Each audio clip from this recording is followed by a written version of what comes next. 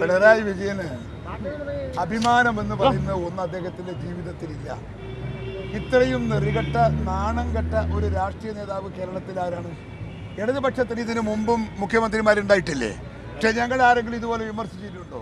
ഈ പിണറായി വിജയൻ പ്രവർത്തിച്ച പോലെയാണ് പ്രവർത്തിച്ചതുപോലെ CPM-ന്റെ ഒരു മുഖ്യമന്ത്രിയും പ്രവർത്തിച്ചിട്ടില്ല. ഇവിടെ ഭരണമുണ്ടോ? നീതിയുണ്ടോ? നിയമമുണ്ടോ? ഇവിടെയുണ്ടോ? ഇവിടെ സ്ത്രീകൾക്ക് സംരക്ഷണമുണ്ടോ?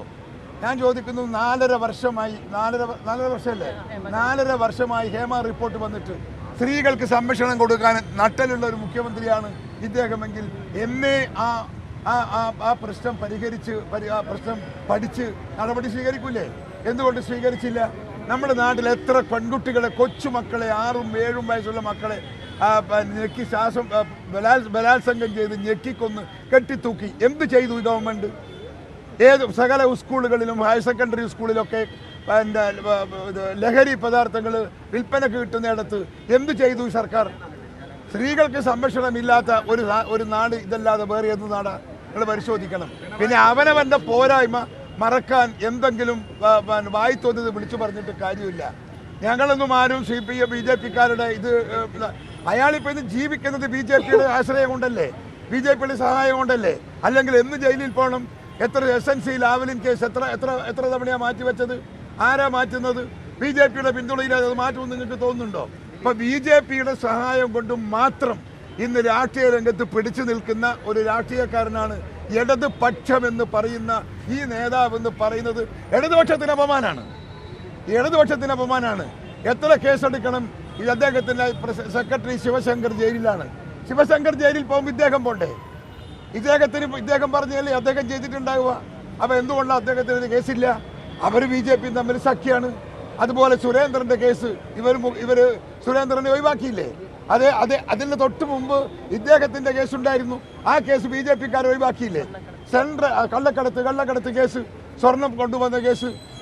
ഇവിടെ CPM-ന്റെ നേതാക്കന്മാർ ഇവിടെ BJP-യുടെ അല്ലെങ്കിൽ എന്താ പറയുക, ഒരു RSS-കാർക്ക് വിധേയരാണ്, RSS-കാരുടെ സംരക്ഷണത്തിലാണ്, അവരുടെ സഹായത്തിലാണ്. അല്ലെങ്കിൽ എന്നോ ഈ മുഖ്യമന്ത്രി രാജിവെച്ച് പോകേണ്ട ഈ സംസ്ഥാനത്ത് ഇവിടെ സാധാരണക്കാരൻ്റെ സാധനങ്ങൾക്ക് വില വർദ്ധിക്കുന്നു, ആളുകൾക്ക് ശമ്പളം മര്യാദയ്ക്കില്ല, കൂലി കിട്ടുന്നില്ല, സാമ്പത്തിക പ്രതിസന്ധി ഇവിടെ നടക്കുന്നു. ഒരു ഭരണമുണ്ടെന്ന് നിങ്ങൾക്ക് തോന്നുന്നുണ്ടോ? ഇവിടെ ഇല്ല.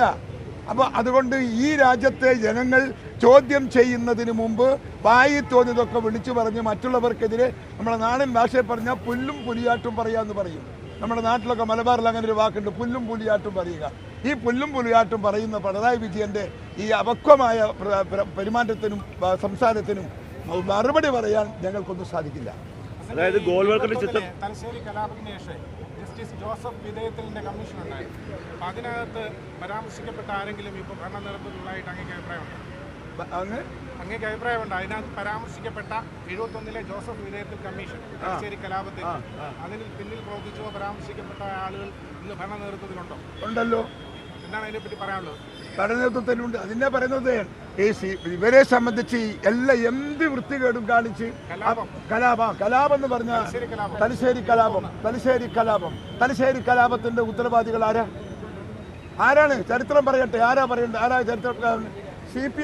CPM അല്ലേ? CPM-ന്റെ ആളുകളെ തുടങ്ങി വെച്ചത്. ആ തുടക്കം എവിടം വരെ എത്തി? ഒരു 10, 60, 70 ആൾ കൊല്ലപ്പെടുന്നിടത്ത് എത്തിയില്ലേ ആ കലാപം മുഴുവൻ? എന്നിട്ടും ഈ BJP-ക്കാർ അല്ല CPM-കാർ പാഠം പഠിച്ചോ? അതുകൊണ്ട് ഈ മുഖ്യമന്ത്രിയെ സംബന്ധിച്ചിടത്തോളം CPM-ന് പോലും മടുത്തു, CPM-ലെ നേതാക്കന്മാർക്ക് മടുത്തു. പ്രാദേശിക കമ്മിറ്റികളിൽ പോലും വിമർശനം നടക്കുക. കണ്ണൂരിലൊക്കെയുള്ള CPM-ന്റെ പ്രവർത്തകന്മാർ അമർഷം കൊണ്ടുമാണ് ഈ മുഖ്യമന്ത്രിയുടെ ഈ കൊള്ളരുതായ്മ കൊണ്ട്. BJP-യുടെ മുമ്പിൽ എല്ലാം അടിയറ പറഞ്ഞ ഒരു മുഖ്യമന്ത്രി കേരളത്തിൽ ആദ്യമാണ്.